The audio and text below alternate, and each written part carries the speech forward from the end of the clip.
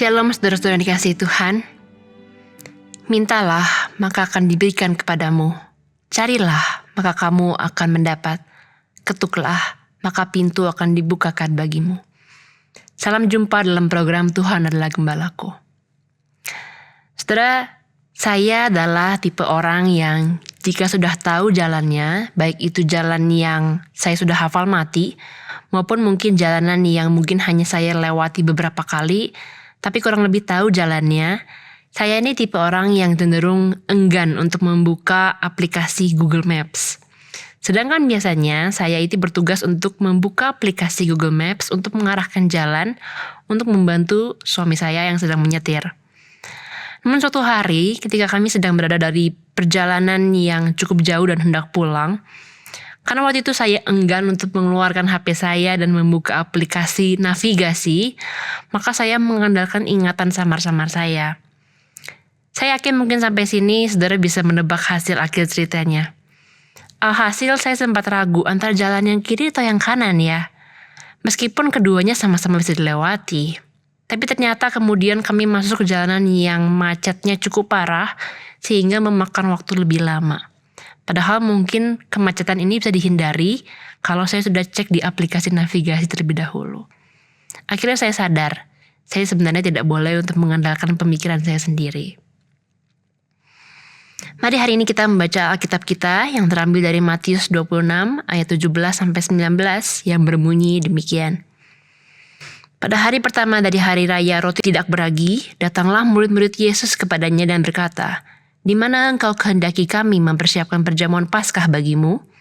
Jawab Yesus, "Pergilah ke kota kepada si Anu dan katakan kepadanya, pesan guru, waktuku hampir tiba. Di dalam rumahmu lah aku mau merayakan Paskah bersama-sama dengan murid-muridku." Lalu murid-muridnya melakukan seperti yang ditugaskan Yesus kepada mereka dan mempersiapkan Paskah. Saudara, kalau kita membaca kisah ini sekilas, ini kedengarannya seperti sebuah kisah yang normal dan sangat sederhana saja, hanya perkara Yesus makan Paskah bersama dengan murid-muridnya. Tapi kalau kita kupas lebih dalam, sebenarnya ada makna yang jauh lebih mendalam yang saya rasa penting untuk kita ketahui bersama. Dalam tradisi Yahudi saat itu, ada yang namanya Hari Raya Roti Tidak Beragi dan Hari Raya Paskah. Kedua hari raya ini tadinya dipisah. Tapi ada satu momen di abad pertama yang membuat kedua perayaan ini jadi digabung. Maka hari raya Paskah atau Passover juga bersamaan dengan hari raya roti tidak beragi, unleavened bread. Nah, kisahnya dimulai pada pagi hari sebelum hari raya Paskah. Nah, catatan penting bagi kita, perhitungan hari bagi tradisi Yahudi itu dimulai pada saat malam, bukan pagi seperti kita saat ini.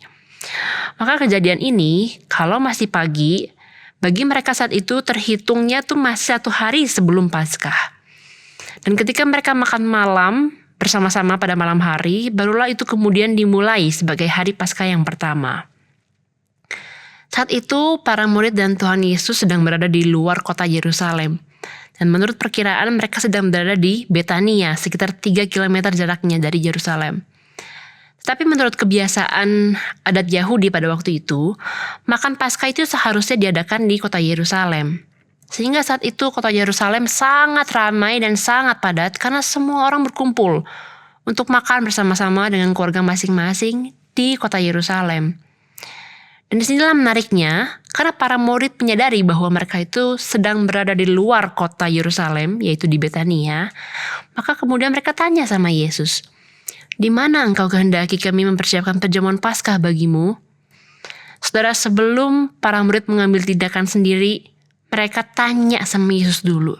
Sebelum para murid berinisiatif sendiri, langsung cari ruangan atau cari tempat buat makan, mereka tanya dulu sama Tuhan.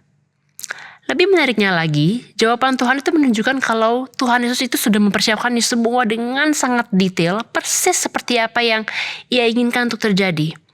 Bukan hanya sekedar karena Tuhan maunya seperti ini, tetapi ada sebuah rencana keselamatan yang Tuhan sedang ingin nyatakan. Tuhan menjawab, "Pergilah ke kota," yang artinya di Yerusalem. Artinya tetap sesuai aturan tradisi Yahudi, mereka makannya di dalam kota Yerusalem. Tuhan memerintahkan para murid untuk pergi kepada seseorang, tidak diberitahukan kepada kita namanya siapa, Tetapi di tengah-tengah Yerusalem yang sangat padat untuk semua orang itu makan bersama, orang ini kemudian menyediakan tempat bagi Yesus. Berikutnya Tuhan juga mengatakan bahwa waktuku hampir tiba. Di dalam rumahmu lah aku mau merayakan Paskah bersama-sama dengan murid-muridku. Saudara, di sini kita perlu ketahui satu hal.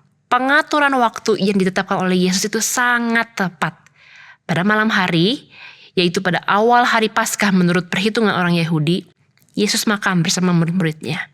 Dan keesokan siangnya, yang dalam perhitungan hari tradisi Yahudi, masih dalam hari yang sama, ketika siang itu banyak domba sedang disembelih untuk dimakan pada perjamuan-perjamuan malam yang diadakan oleh keluarga-keluarga Yahudi, maka saat itulah sang anak domba mati menjadi korban penebusan bagi kita semua.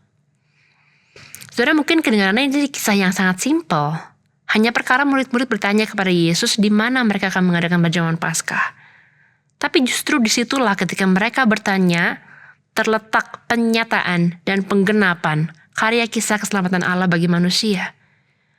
Murid-murid bertanya tentang makan di mana, tetapi Tuhan sedang menyiapkan dirinya yang menjadi korbannya. Ini bukanlah hanya sebuah kisah sederhana, saudara. Tapi ini adalah kisah seorang murid yang memberikan dirinya dipimpin oleh kedaulatan Allah. Ketika murid-muridnya bertanya, memilih untuk taat, maka disitulah Allah bekerja melibatkan murid-muridnya dalam kisah keselamatan Allah bagi dunia. Saudara, jika dibandingkan dengan perenungan kita yang kemarin, kita bisa melihat bedanya seorang murid yang mementingkan kepentingan diri sendiri dibandingkan dengan murid yang berserah pada pimpinan Tuhan. Bukan berarti bahwa kemudian murid-murid Yesus yang ke-11 ini adalah murid-murid yang setia dan sempurna. Karena kita tahu bahwa ada pula kisah Petrus yang menyangkali Yesus. Ada pula kisah Thomas yang meragukan kebangkitan Yesus. Tapi kita bisa menemukan bahwa orang-orang yang mau menanyakan kehendak Tuhan, Tuhan itu akan memandu dan memimpin tepat seperti apa yang Tuhan mau. Saudara, kisah ini memberikan kepada kita sebuah perenungan penting. Kita perlu untuk senantiasa memberikan diri kita dipimpin oleh kehendak Tuhan. Tapi pertanyaannya dalam keseharian kita, apakah kita selalu bertanya kepada Tuhan sebelum kita berbuat sesuatu? Mungkin untuk keputusan-keputusan besar, kita selalu mendoakan cukup lama, tanya kehendak Tuhan, minta Tuhan yang pimpin. Tapi bagaimana dengan hal-hal sederhana yang kita lalui di dalam kehidupan kita sehari-hari? Adakah kita masih meminta Tuhan memimpin hidup kita? Saudara, mari dalam segala hal kita selalu bersandar kepada hikmat-Nya Tuhan. Dan di setiap waktu kita selalu menyerahkan diri kita untuk taat pada kehendak Tuhan. Sebab saudara, orang-orang yang mengandalkan Tuhan dalam segala keadaan, hidupnya akan berjalan tepat seperti kehendak Allah. Mari kita berdoa. Ya Tuhan, kami berterima kasih untuk melihat bagaimana karya keselamatan-Mu digenapi dengan begitu sempurna, bahkan jauh dari para murid menyadarinya. Para murid mungkin hanya bertanya kepadamu di mana akan mengadakan perjalanan malam, tetapi ternyata Tuhan sudah menyiapkan semuanya dengan sangat detail, tepat seperti waktu yang Tuhan inginkan. Tuhan, melalui kisah ini kami menyadari bahwa kami perlu untuk selalu menyerahkan diri kami pada pimpinan-Mu Tuhan. Kami tidak mau hidup sesuai dengan kehendak kami sendiri. Kami tidak mau juga hidup sesuai dengan apa yang menurut pemikiran kami benar atau bijak. Tapi kami mau selalu bergantung hanya pada hikmat-Mu Tuhan. Sehingga nanti apapun yang kami jalani, kami tahu bahwa kami melakukannya tepat seperti kehendak-Mu. Tuhan, tolong kami agar kami boleh senantiasa mencari kehendak-Mu dalam segala hal, dalam hal-hal kecil maupun hal-hal besar dalam kehidupan kami. Terima kasih Tuhan. Dalam nama Tuhan Yesus kami berdoa, kami berserah kepada-Mu. Amin.